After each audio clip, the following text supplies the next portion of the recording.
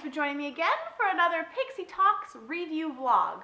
Pixie Talks, reviews and vlogs at Pixie Talks.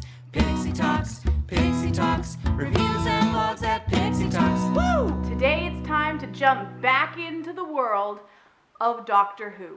This review has been a long time coming, and it has been rather difficult to get to because the Doctor that is currently on my plate is apparently the most universally despised Doctor of the entire franchise. Yes, let's finally take a look at the sixth Doctor, Colin Baker.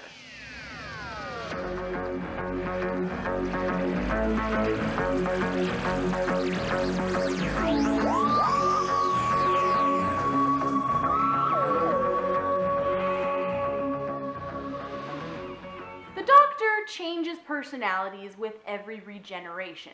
Like it or hate it, it's part of the franchise, and I must say, a rather unique way to keep things fresh. I have never seen another franchise approached like this before, ever. So it's been a very interesting ride watching the Doctors change in incarnations and their various personas.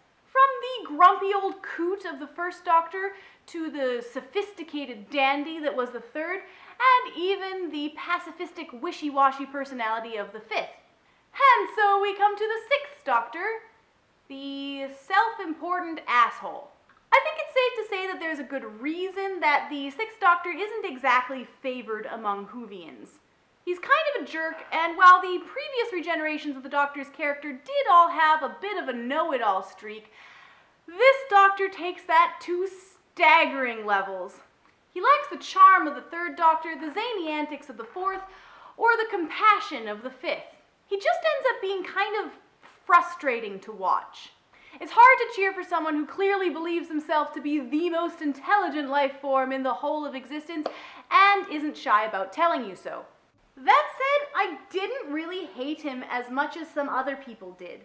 Nowadays, we do get a lot of the jerk character type, and although it certainly isn't my favorite type of character, it's not a trope that I am unfamiliar with.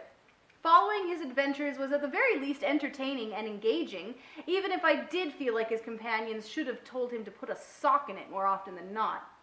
And the writing isn't too terrible here, even though it does take a turn for the overly convoluted and oftentimes downright silly. Some of my favorite episodes were also some of the silliest, including the introduction of the Androgum race in The Two Doctors.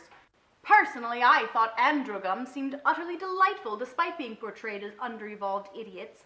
I feel that if they could simply be taught that intelligent life forms are off-limits for eating, they would be wonderful folk to spend time with.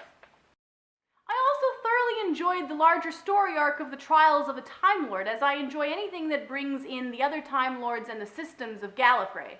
The Doctor's constant struggle with his own people is to me one of the most interesting things about the more overarching character of the Doctor across his regenerations. Of course, there were also a lot of lousy episodes that made no sense whatsoever, including the aforementioned Two Doctors and the opening episode of The Twin Dilemma. Although I really enjoyed the more ridiculous episodes, I enjoyed them on the same basis that I enjoy bad movies like Battlefield Earth.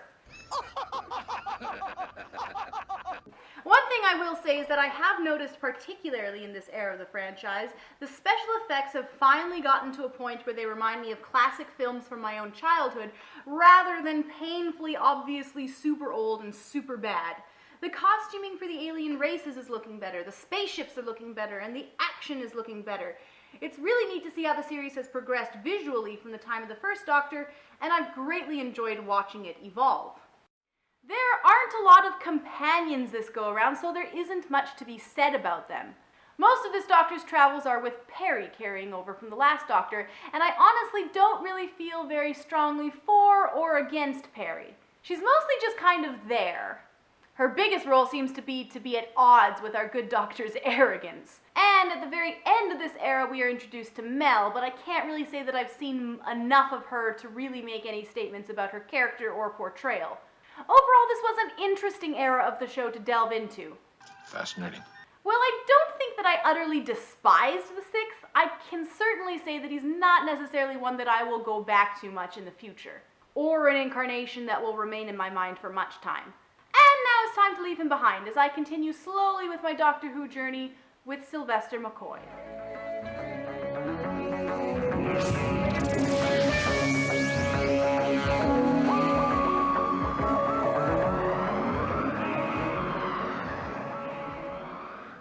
watching my review of the 6th Doctor, Colin Baker.